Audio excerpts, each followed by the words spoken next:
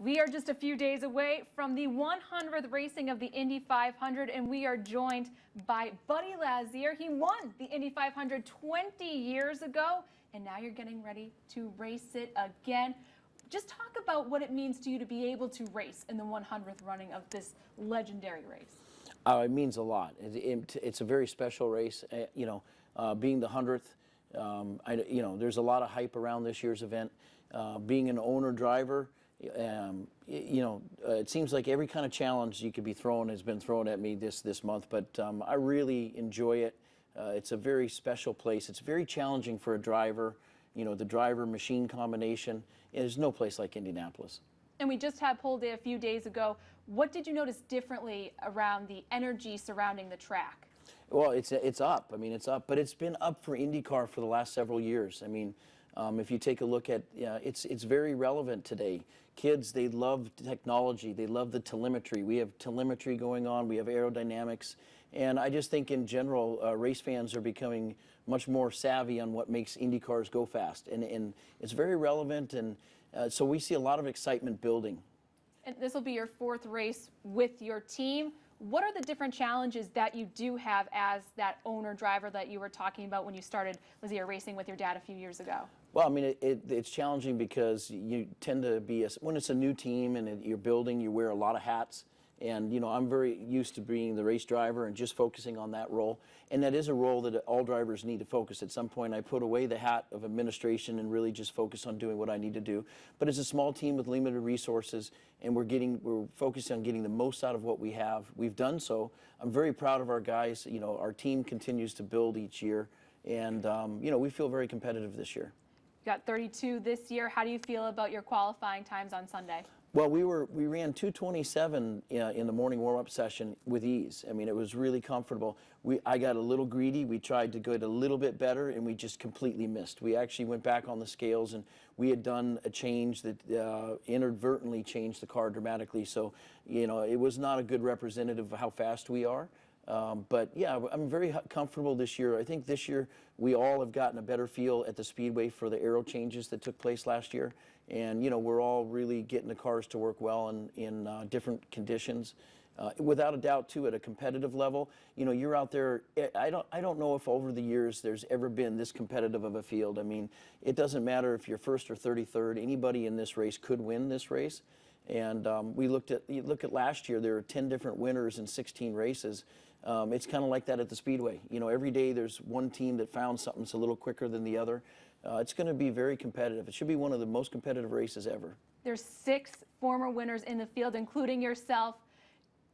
What is that sort of competitiveness like just among the 6 of you guys? Is it sort of a reunion, or is it really down to competition at this point? Oh, it's down to competition at this point. And, there's a lot of mutual respect, I think, from all competitors out there. And there's a lot of give and take, but no, when it comes down to those last few laps, and it's, if you're in a position to win, you have no friends.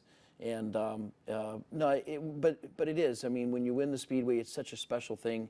You do become a member of sort of a small group of people. It's something I'm very proud of. Folks sometimes want to reminisce about the year that I won the race, and I always tell them I never think about that. That's on a shelf. It's the years that I was runner-up, that you were second, that haunt you. You're always haunted by when you came so close but didn't get it done. So, we're trying to get back to victory lane.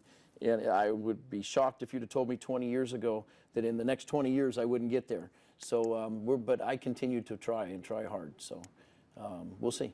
How have you been able to maintain such a long and successful career? I think I do it because I really love the speed. I love the challenges that the Indianapolis Motor Speedway gives us. There's no racetrack in the world that is so flat and so fast, and you're in the corner for so long. This tests you as a driver, and I look forward to the challenge. And each year I come back and I'm able to measure myself. And I think results come with resources and big teams. But I personally, in a driver perspective, really enjoy the test that is the Indy 500.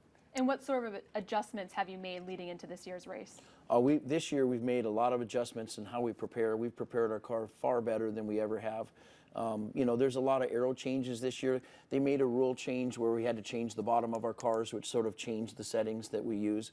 But for the most part, just a lot of emphasis on making sure that during the race we have a lot of flexibility, to be able to change for the changing conditions. You know, it's one of the tricks to being really good here is what it takes to be fast at the beginning of the race is entirely something different than when you finish the race, and there's only so much you can do in the pits. So we try to build a lot of flexibility in the adjustments inside the race car. And now we're heading into practice week, and last year a really dangerous sort of week leading up to the Indy 500, thinking about James Hinchcliffe, who now has the pole but nearly lost his life last year. How have you guys made adjustments maybe to make this year's practice week a little bit safer? Well, the series really went to work, and now, you know, there was an aero change, and it allows the fans to say, oh, that's a Chevy car, that's a Honda car, and so there are different aero packages, and you know, last year we found those aero packages tended to lift at a certain speed. When they got to a certain degree of yaw, it was created lift.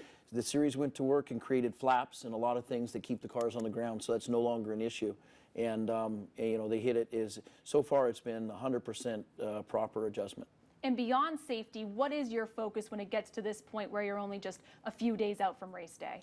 It's preparation, logistics, you know, and then it's on race day basically turning everything off and getting the most out of myself and my guys. You know, it really is a team effort. I mean, you know, you can only run 30 laps maximum with your fuel stent. So there's a number of pit stops. You're going to be in and out of pits quite a bit, making those adjustments. You really work with your team and you rely on those guys. And, you know, and then you're paying very close attention to the conditions. Because if even a couple degree change, you need to adjust before the race in your car. Because, I mean, we're talking about a million, you know, 100th of an inch will make an entirely different on your ride height. It completely changes the way the car reacts in the race. So it's a huge engineering conundrum, and you're trying to get all that homework done before the race. And it's Tuesday, and it's a beautiful, bright, sunny day outside right now, but it's going to be raining the rest of this week. Sunday looks like a dry day. How much does that lead into your prep work? Because you were saying just a millimeter, that could mean all the difference. Absolutely. No, I mean, in very small increments, very small adjustments make a huge difference. So that has a lot to do with the engineering staff and all the numbers that they crunch. We crunch a lot of numbers. But more than anything, when it's rained, you have a green track. That's going to affect the first two stints. So there would take a while for the track to come in. And that will be a racetrack that changes even more than one that it wasn't rained and washed off. So again, I mean, there's just so many different elements you're trying to pull in. You use your experience, you use your engineering and all the data that you have, and you try to come up with the best package. And he who wins will be, you know, there'll probably be 10 guys that get the package just right, and it'll probably come down between those 10 guys at the end of the race. Two more questions for you.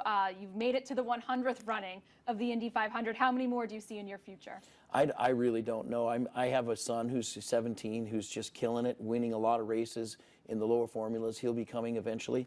You know, I've always told people that if I ever run with a teammate that I don't feel like I can get the better of, then I would probably at that point, you know, take a different role. But I still feel like I have a lot to contribute, and I get everything out of my race car. I still feel like I have that edge. So as long as I have the edge, I'll seriously consider it year in and year out, providing that our partners support me. So. And then what are you most looking forward to on Sunday? You know, I really look forward to putting my helmet on and the green flag, and as the race starts to run on, that's really the period that I look forward to. Sort of at work, getting the most out of the race car that I can get. I probably most look forward to passing people. I mean, I love passing and moving up, and you know, if my car is happy and we did do the right calculations, it is such a I don't know, how could you explain it? It's just such a wonderful thing being in a great race car racing. You know, and I enjoy passing people. Well, you did so in '96. You had that fantastic pass with 8 laps to go. So maybe we'll see another 2 decades from when the last time Buddy Lazier won. We've got the 100th running of the Indy 500. Best of luck to you on Sunday. Thank you.